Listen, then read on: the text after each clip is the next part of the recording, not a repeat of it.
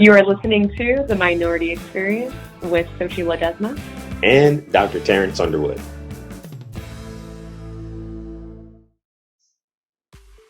Terrence, what do you think is the impact of being quarantined in the workplace and at home? Wow.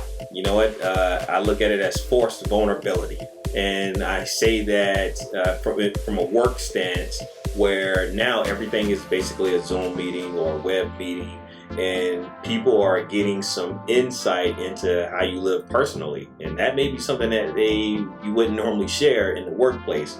And I say that in the sense of, let's say you have roommates and the only space you have available is the bathroom to take a call. And then now your leader is saying, hey, cut your web camera on. And when it comes on, all they see is the shower, right? And so that could be very, nerve-wracking for someone who's in that situation.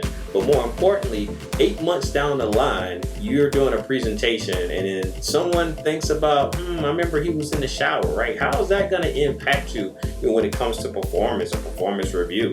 Another example is, of course, a lot of us have like smaller kids, right? And if your kid comes into the screen during a very important, meeting, what is the impact of that 8 months down the line? Are people going to see you as not being able to really manage home? And is that going to relate to them thinking you can't manage a team?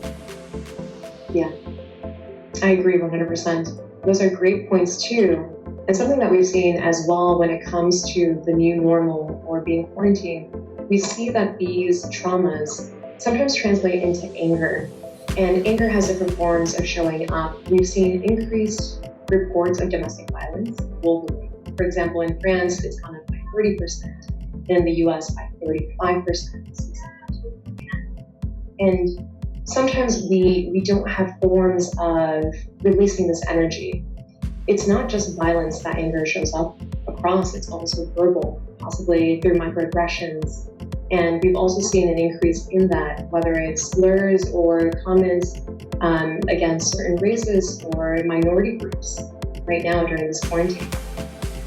Yeah, so you make a very good point when you think about anger. And, one of the things that I would say to help, really to adjust and to handle those emotions is, take time for yourself.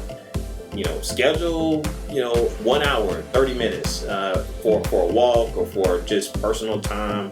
And if you are on the receiving end of some of these anger outbursts, be a little bit more empathetic, right? Everybody's adjusting to this new normal differently. And so don't take it personal and try to be more of a support system as opposed to reacting to, some of the things that may be said or happening in the moment.